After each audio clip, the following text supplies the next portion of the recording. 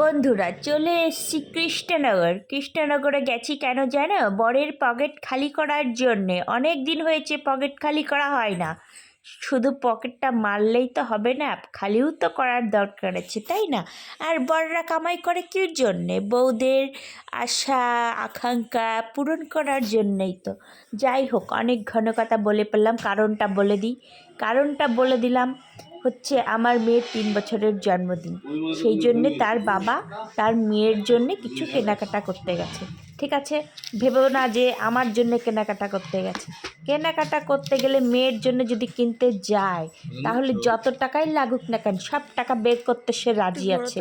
তারপরে এই যে আমার ফুটফুটে রাজকন্যা দেখো, একটার পর একটা ড্রেস পরে শুধু ঘুরে ঘুরে দেখাবে আর বলবে কোনটা ভালো লাগছে। তার কাছে তো সবই পছন্দ, কিন্তু সে কি জানে এক একটার দাম কত? কেনাকাটা হয়ে যাওয়ার পরে চলে আসলো মোমো খেতে, কারণ তার রাজকন্যার খিদে লেগে গেছে। সে মোমো খাবে, খেতে পারে না ঝাল, খায় না মিষ্টি, খাবেটা কি? শুধু ঝালের দিকে চোখ যায়। তার অর্ডার করে নিয়েছে একটা ঝাল ঝাল মোমো। একটু পরেই মোমোটা চলে আসবে, তার আগে দেখো কত আদর, কত সুহাগ, কত ভালোবাসি সবই নাটক। বাবা পেলে সব ভুলে যায় মেয়েরা, বুঝছো? তারপরে এই যে মোমো চলে আসছে। মোমো দেখো কি ঝাল ঝাল, ওরে বাবা, দেখে তো এখনই নাল পড়ে যাচ্ছে।